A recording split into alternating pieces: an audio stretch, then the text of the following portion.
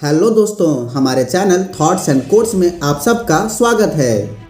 जिस मनुष्य ने संसार के कष्ट को दूर करने के लिए ईश्वर का ध्यान नहीं किया, जिसने स्वर्ग के द्वार खोलने के लिए धन नहीं कमाया और जिसने स्वप्न में भी नारी के सुंदर स्तनों और जांघों का दर्शन नहीं किया, ऐसे व्यक्ति का जीवन निरर्थक है। आचार्य यहाँ कहना चाह रहे हैं, जिस व्यक्ति ने ना ही ईश्वर के लिए पूजा पाठ किया, जिन्होंने ना कभी धन कमाया और जिन्होंने ना कभी संभोग किया और ना ही मनोरंजन किया, उसका जीवन व्यर्थ है।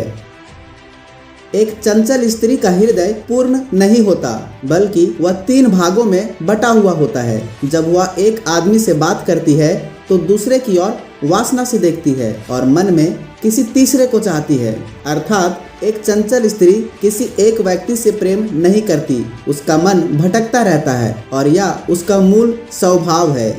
आचार्य यहाँ कहना चाह रहे, आपको चंचल स्त्री से सावधान रहना चाहिए। जिस स्त्री का मन स्थिर नहीं रहता, भटकता रहता है, वैसे स्त्रियों से बच कर रहें। मूर्ख को लगता है कि वह हसीन लड़की उसे प्यार करती है, वह उसका गुलाम बन जाता है और उसके इशारों पर नाचता रहता है। आचार्य अपने पिछले श्लोक को विस्तार करते हुए बताते हैं, जो पुरुष को लगता है कि चंचल स्त्री उससे प्रेम करती है, वह मूर्ख है, बल्कि वह स्त्री तो 2-3 और पुरुषों से बात करती है और स्त्री बस एक पुरुष का इस्तेमाल करती है और उसे अपने इशारों पर नचाते रहती है।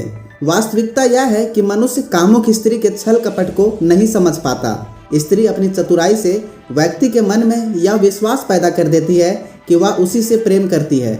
जो उस पर विश्वास कर लेता है, वह व्यक्ति मूर्ख है। वह उसके इशारों पर कठपुतली के समान नाचता रहता है। उसका व्यक्तित्व और अस्तित्व दोनों ही समाप्त हो जाते हैं। वो अपने कर्म और अपने लक्ष्य से भटक जाता है। इसलिए आचार्य पुरुषों को सावधान कर रहे हैं कि पुरुष कोई भी प्रेम जाल में या स्त्री जाल में ना फंस जाए, क्योंकि सदियों से यही होता आया है। आचार्य चाणक्य के समय से लेकर अभी भी आज भी कई लड़के लोग स्त्रियों के प्रेम में बर्बाद हो जाते हैं। वो अपने पढ़ाई, अपने कर्म, अपने लक्ष्य से भटक जाते हैं और बर्बाद हो जाते हैं। इसलिए पुरुषों को सावधान रहना चाहिए। इस संसार में कोई ऐसा व्यक्ति नहीं जिसे धन और ऐश्वर्य की प्राप्ति होने पर घमंड ना हुआ हो। कोई भी विषय भोगों में लिप्त व्यक्ति ऐसा नहीं हुआ जिसे कष्ट ना भोगना पड़े हो। संसार में ऐसा कोई व्यक्ति नहीं जो सुंदर स्त्रियों के वश में ना हुआ हो, जो सुंदर स्त्रियों के आकर्षण में ना पड़ा हो। एक मांगने वाले व्यक्ति को भी कहाँ सम्मान मिलता है, और कौन व्यक्ति ऐसा है जो दुष्ट लोगों के चक्कर में फंस कर भी शांतिपूर्वक अपना जीवन बिताता है। आज तक ना सोने की हिरण की रचना हुई है और ना ही किसी ने सोने का हिरण देखा है, फिर भी श्री रामचंद्र स्वर्ण हिरण को पकड़ने के लिए उतावले हो गए। यह बात ठीक ही है कि जब मनुष्य के बुरे दिन आते हैं तो उसकी बुद्धि उल्टी सोचने लगती है। मर्यादा पुरुषोत्तम श्री राम का उदाहरण देते हुए श्री चाणक्य जी कहते हैं, जब व्यक्ति के विनाश का समय आता है तो उसकी बुद्धि ठीक से काम नहीं करती, वह भटक जाता है। जिस प्रकार श्री राम सोने के हिरण को पकड़ने के लिए उसके पीछे भागे, जबकि सभी जानते हैं सोने का हिरण नहीं होता। श्री राम भी इस सत्य को भली भांति जानते थे, फिर भी वह उसके पीछे भागे।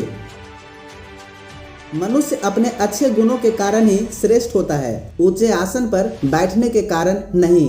राजभवन की सबसे ऊंची चोटी पर बैठने पर भी कौवा कभी गरुड़ नहीं कहलाता।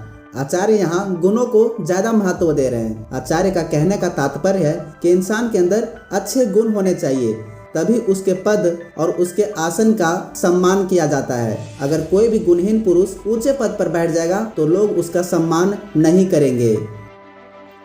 सभी स्थानों पर मनुष्य का आदर सत्कार उसके गुणों के कारण ही होता है। गुणहीन मनुष्य के पास यदि धन के भंडार भी हो तो भी उसका सम्मान नहीं होता। इस श्लोक में भी आचार्य गुणों को महत्व दे रहे हैं। यहाँ भी वह कह रहे हैं, जिस व्यक्ति के पास धन हो या ऊंचे स्थान हो, ऊंचे पद हो और लेकिन गुण ना हो, तो ऐसे व्यक्ति को सम्मान नहीं मिलता। जिस प्रकार सोने के आभूषण में जड़ा हुआ रत्न और भी सुंदर दिखाई देता है, उसी प्रकार व्यक्ति को चाहिए वह अपने गुणों का विकास करके अपने व्यक्तित्व को और भी अधिक सुंदर बनाए तथा सदैव गुणों का ग्रहण करे। जिस मनुष्य के गुणों की तारीफ दूसरे लोग करते हैं वह गुणहीन होने पर भी गुणी मान लिया जाता है, परंतु यदि इंद्र भी अपने मुख से अपनी प्रशंसा करे तो उन्हें छोटा ही माना जाएगा। गुणवान व्यक्ति वही होता है जो अपने से ज्यादा गुणवान व्यक्ति की ओर देखे, इसलिए वह स्वयं को गुणवान नहीं कहता, जबकि गुणहीन व्यक्ति एक छोटा व्यक्ति अपनी कमियों को छिपाने के लिए अपने ही तारीफ करता फिरता है।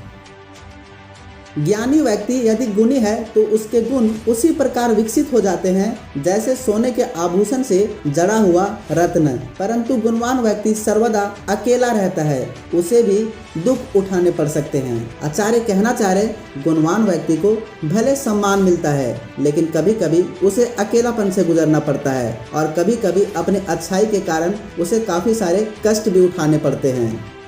इस वीडियो में इतना ही दोस्तों। अगर आपको इससे कुछ नया जानने समझने को मिला हो तो इसे लाइक करें, शेयर करें और हमारे चैनल थॉट्स एंड कोट्स को सब्सक्राइब करें।